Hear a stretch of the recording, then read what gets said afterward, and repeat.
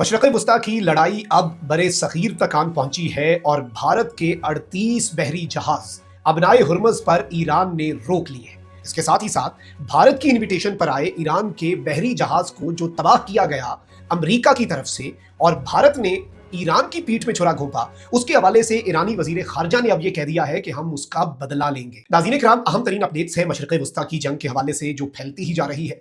8-9 बड़ी डेवलपमेंट्स हैं जो ईरान पर अमेरिका के हमले हैं और ईरान की तरफ से अमेरिका, इसराइल और इराकी कुर्दिस्तान के अंदर जो स्ट्राइक्स की गई हैं। लेकिन जो सबसे अहम तरीन डेवलपमेंट है हमारे पास वो है भारत के हवाले से। और भारत जो है उसने पीठ में छुरा घोंपा ईरान की।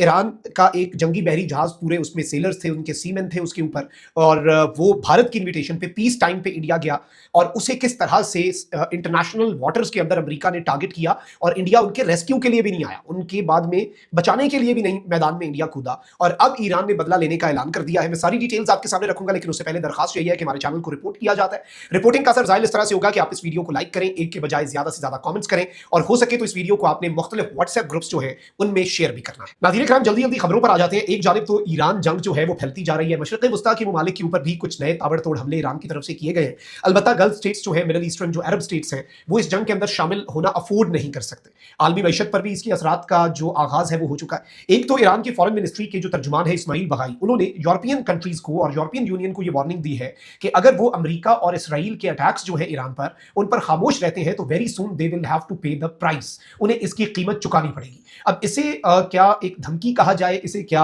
पूरे के पूरे यूरोप को भी ईरान की तरफ से ये मैसेज कहा जाए कि ईरान ने इससे पहले मिडिल ईस्ट तक इस जंग को फैलाया। मिडिल ईस्टर्न स्टेट्स जो कि अपनी सेफ्टी को और अपने मुल्कों को के अहम तरीन शहरों को safest cities in the world बनाकर पेश करते थे, इन्वेस्टमेंट दुनिया से अट्रैक्ट करते थे, उनकी इकोनॉमी पे ईरान ने कारी जरब लगाई। तो क्या अब ये जंग यूरोप तक भी जा सकती है? ये एक बड़ा इंपॉर्टेंट चीज है। इसके साथ ही साथ ईरान जो है उसका बॉर्डर टूटा है। ईरान का और इराक का जो बॉर्डर है, वहां से अमेरिका ने ट्रूप्स ऑन ग्राउंड करने से पहले, मैंने पिछले ब्लॉग में डिटेल्स आपके सामने रखी कि जो कर्दिश ग्रुप्स हैं, जो इराकी कुर्दिस्तान है उसके अंदर जो कुर्द ग्रुप है, उन ग्रुप्स ने ईरान के बॉर्डर को इन्फिल्ट्रेट किया, ईरान की सरजमीन पर दाखिल होकर लड़ाई और जंग का आगाज कर दिया।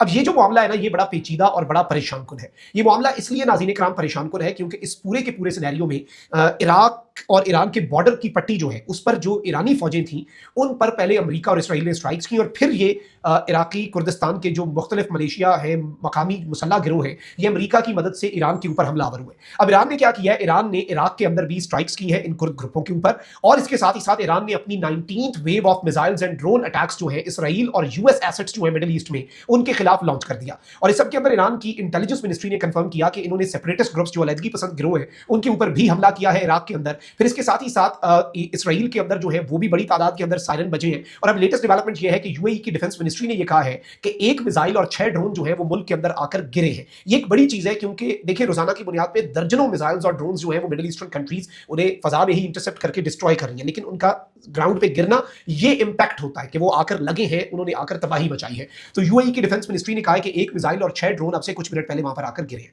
अब आ जाते हैं जरा इसके इकोनॉमिक एस्पेक्ट्स के ऊपर, क्योंकि ईरान ने कह दिया है कि एक बूंद तेल जो है वो भी आबनाए हुर्मुज़ से नहीं गुजरेगी।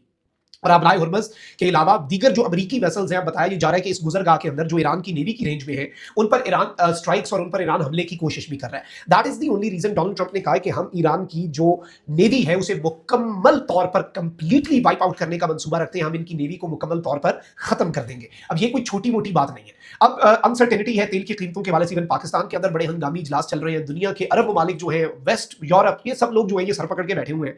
अब दुनिया की दूसरी सबसे बड़ी शिपिंग कंपनी मार्स्क जो है, इसने मुत्तहिदा अरब अमारात, सऊदी अरब, बहरीन, कुवैत, ओमान, कतर और इराक के लिए अपनी तमाम कार्गो बुकिंग जो है वो मुअत्तल कर दी है। ये दुनिया की सबसे बड़ी शिपिंग कंपनी है, ये याद रखिएगा। खलीजी अरब रियासतों के लिए खुराक की फराहमी जो है वो रुकने का खदशा पैदा हो गया, यानी इन ममालिक से तो तेल नहीं पहुंचेगा ना, इन ममालिक को जो खुराक पहुंचती है, क्योंकि ये खुद कफील नहीं है उस तरीके से खलीजी अरब ममालिक जो है खुराक के मामले में, तो अब इन्हें खुराक की सप्लाई जो है वो भी रुक सकती है। फिर इसके साथ ही साथ कतर जो है उसने एलएनजी का लिक्विफैक्शन जो है रास लफान प्लांट के ऊपर वो रोकने का फैसला कर लिया है। तमाम एक्सपोर्ट्स जो है वो अब रुक जाएंगे इससे। और कतर के, मैं आपको ये भी बता दूं कि जो टॉप 5 कंट्रीज है, जो लार्जेस्ट इंपोर्टर्स है कतर की एलएनजी के, चाइना है, इंडिया है, ताइवान है, साउथ कोरिया है, पाकिस्तान है और जापान है। अच्छा, इसके साथ ही साथ सिचुएशन इस वक्त बड़ी अजीब हो चुकी है क्योंकि इस सारे के सारे सिनेरियो में अब मामला पेचीदा और खतरनाक होता जा रहा है। और इस सब में ईरान का जो बहरी जहाज है, जिसे अमेरिका की तरफ से समुद्रबंद कर दिया गया, जो पीस टाइम में मशकों में हिस्सा लेने के लिए इंडिया की इन्विटेशन पे गया था, जो कि इंडिया का मेहमान था, वो जैसे ही इंडिया की टेरिटरी से निकलता है श्रीलंका वाली साइड के ऊपर,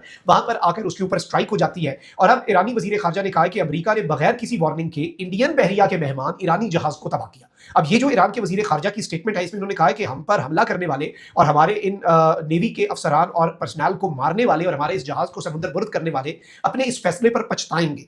दे विल हैव टू पे अ प्राइस, उन्हें कीमत चुकानी पड़ेगी। तो एक तरफ ईरान ने इस पूरे अमल का बदला लेने का ऐलान कर दिया है। इस स्टेटमेंट को बहुत अहमियत की निगाह से देखा जा रहा है, क्योंकि उन्होंने रीइटरेट किया है कि इंडिया की नेवी के मेहमान जहाज को तबाह किया है अमेरिका ने। यानी उन्होंने एक मरतबा फिर पूरा प्रेशर जो है वो इंडिया के ऊपर लाकर खड़ा कर दिया है। और इससे पहले भी मैं आपको बता दूं कि ईरान और इंडिया के दरमियान ताल्लुकात बड़े अच्छे रहे, लेकिन अब चीजें बड़ी मुख्तलिफ हैं। इन हमलों से पहले ही जब मोदी ने इसराइल का दौरा किया, उस दौरान भी ईरानी वजीर खारजा ने कहा कि हम उम्मीद करते हैं कि मोदी जो है वो तंज किया ना, कि मोदी जरा जो इंसानी हुकूक की खिलाफ वर्जी है उन पर भी आवाज उठाएगा इसराइल जाके। अब जो बड़ी खबर है, जो कि गेम चेंजर है, वो ये है कि इस वक्त पर्शियन गल्फ में, खलीज फारिस में 38 इंडियन शिप्स जो है वो आकर फंस चुकी हैं और इन्हें बेसिकली ईरान ने ब्लॉक किया है। ये बड़ी इंपॉर्टेंट चीज है, क्योंकि अब ईरान को यह लगता है कि अमेरिका की सबमरीन को मदद फराहम की गई भारत की तरफ से और गो अहेड दिया गया कि ठीक है जी, आप इस जो हमारी मेहमान बहरी जहाज है, इस शिप को आप डिस्ट्रॉय कर दें। ये ईरान के अंदर कॉन्सेप्ट पाया जा रहा है और ईरानियन मीडिया पे तज्जियाकार ये बात कर रहे हैं। इस सबके अंदर इंडिया ने यूएस नेवी जो है उसे अब मदद के लिए कैसे पुकारा है मैं आपको बताता हूं। ईरान के साथ इंडिया के तो ताल्लुकात अच्छे थे, अभी इवन पाकिस्तान के लिए जो मामलात हैं उनके ऊपर ईरान कोई रास्ते में मसला नहीं कर रहा, लेकिन 38 इंडियन शिप्स का रास्ता जो है वो रोक लिया गया है। इंडिया के धोखे के बाद ईरान की तरफ से 38 इंडिया की कार्गो शिप्स जो है वो इस वक्त समुद्र के अंदर पर्शियन गल्फ में, खलीज फारिस में ईरान के करीब आकर फंस चुकी हैं।